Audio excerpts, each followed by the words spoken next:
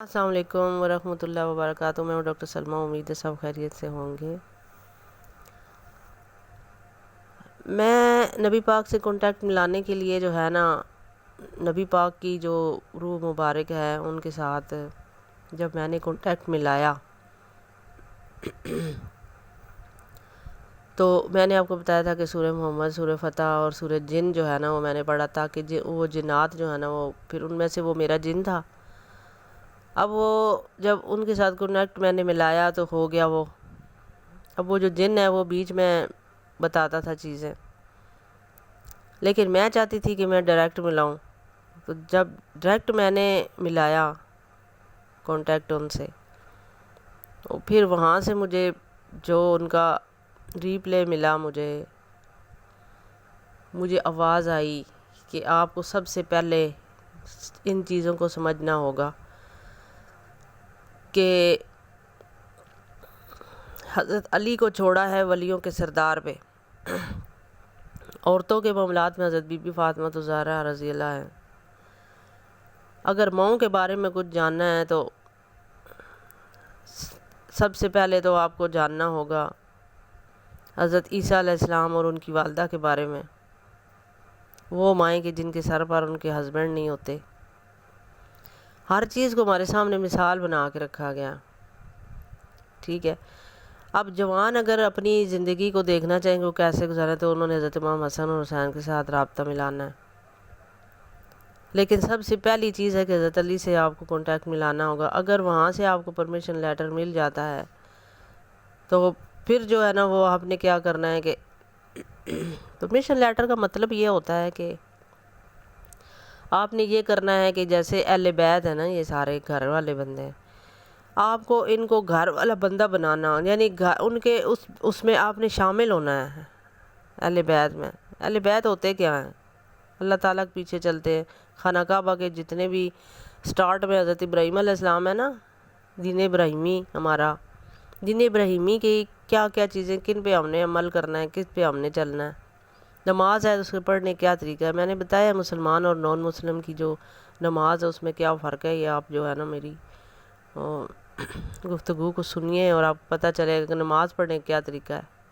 اب نماز پڑھنے کا طریقہ آج تک کسی کو پتہ نہیں ہے، کیونکہ قرآن کے اوپر کبھی وہی جو چیزیں سٹارٹ سے چلی آ رہی ہیں ہم وہی کرتے جا رہے ہیں، لیکن اصل طریقہ وہی ہے جس کے نشانات بھی آپ کو مقام ابراہیمی پہ مل رہے ہیں، اور قرآن کے اندر بھی چیزیں موجود ہیں ساری، لیکن آپ کو اس سمجھنے کی تو کرتے نہیں ہیں، سنی سنائی پہ یقین کرتے آ رہے ہیں، جس کے اللہ تعالیٰ نے فرمایا کہ اپنے آبا و اجداد کے پیچھے باتوں پہ مت چلو پرانی روایات کے مطابق۔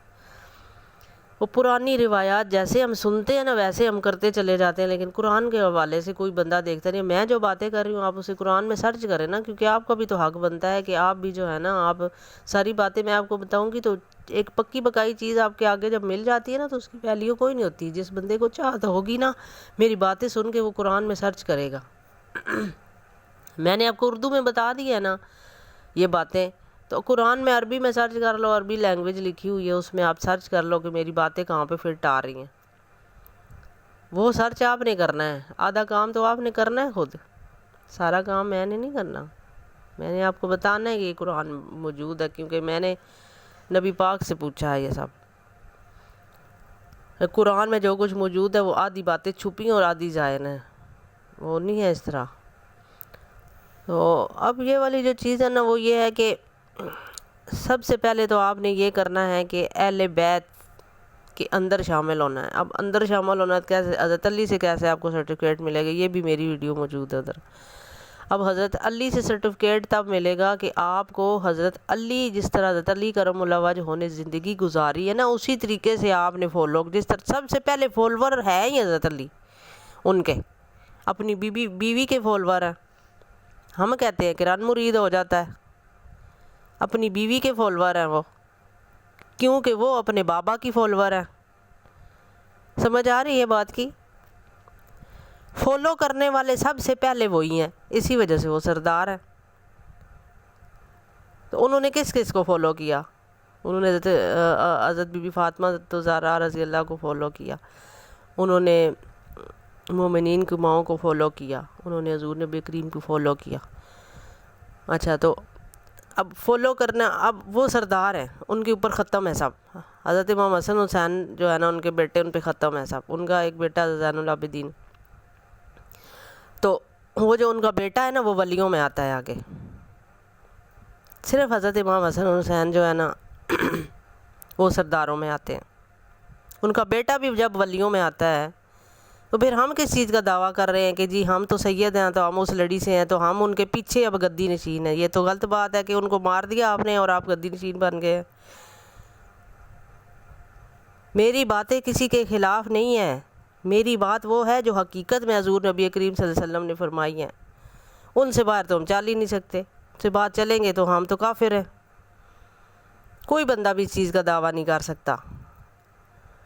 ہم فالورز ہیں، اور فالورز میں آخری درجہ ولی کا ہوتا ہے. اور مجھے اللہ کے حکم سے ملا ہے، تب ملا ہے کہ میں یہ ساری جو باتیں آپ کو بتا رہی ہوں یہ کسی جگہ پہ آپ کو نہیں ملیں گی. یہ مجھے صرف ادھر سے ملی ہے تو میں آپ کو بتا رہی ہوں. کسی جگہ ڈھونڈ کے بتا دیں ایسی باتیں. بہت سارے انکشافات میں کھولنے والی ہوں آپ کے سامنے ابھی آہستہ آہستہ. آپ کو پتہ ہی ہے کہ انسان کو ٹائم جو ہوتا ہے نا، ٹائم، میں جو ٹائم یوٹیوب پہ یہ اپلوڈ کرتی ہوں مجھے یہ تھوڑا ملتا ہے، یعنی کہ اس میں مجھے تھوڑا تھوڑا سا آپ کو میں نے گائیڈ اس وجہ سے کرنا ہے کہ مجھے اور بھی معاملات کو چلانا ہے. اچھا، تو اب حضرت علی کرم اللہ وجہ کے سب سے پہلے ہم فالور. دنیا میں ہر طرف سب نے دشمنی حضرت علی رضی اللہ کے ساتھ ڈالی ہوئی ہے، اور جس نے حضرت علی کے ساتھ دشمنی ڈالی ہے تو وہ پھر نبی پاک کا دشمن ہوا نا. وہ تو پھر اپنی ذات کا خود دشمن ہو گیا، اپنے نفس کا خود دشمن ہو گیا وہ. کیونکہ وہ ایک اب اپنے پیر کو ہی نہیں مان رہے جن کا حکم ہوا ہے. تو پھر اب کیا مجھے تو سمجھ نہیں آ رہی کس سائڈ پہ آپ جا رہے ہیں. اگر صحیح امن والی سائڈ پہ جانا چاہتے ہیں، صحیح مسلمان بننا چاہتے ہیں، پھر تو آپ کو ان کو فالو کرنا پڑے گا.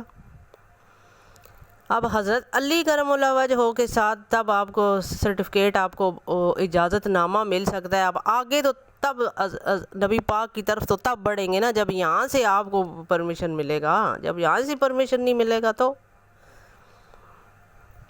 تو حضرت علی کرم اللہ وجہ تب آپ کو اہل بیت میں شامل تب کریں گے گھر میں.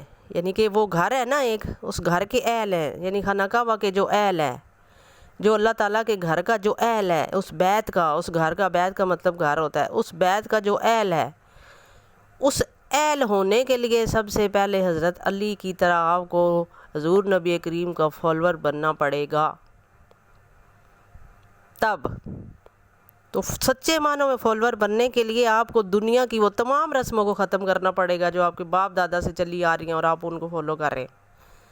ساری زندگی ہم باپ دادا کے وہ اس چیز پہ فالو کرتے کرتے اپنی زندگی کو خراب کر دیتے ہیں. یہ چیز ہمارے باپ دادا نے ایسے کی تھی تو ہم نے بھی ایسے ہی کرنی ہے. ان میں سب سے پہلی بات ہے کہ آپ کو اپنا کوئی ایک بچہ خدا کے راستے پہ چھوڑنا ہوگا.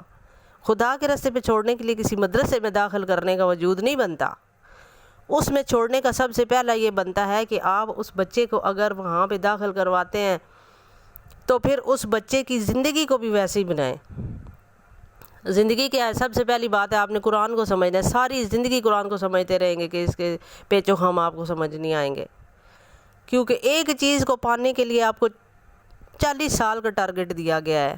40 سال کے ٹارگٹ کے اندر پہلے تو آپ نے سیکھنا ہے، سیکھنے کے بعد اس کو فالو کرنا ہے اور کروانا بھی ہے پورے گھر والوں کو. اگر ایک بچہ سیکھتا ہے تو پھر پورے گھر والوں کو، اگر فالو نہیں کو کر رہے ہیں گھر والے تو ان گھر والوں کو ہی چھوڑ دو، الگ ہو جاؤ بھائی.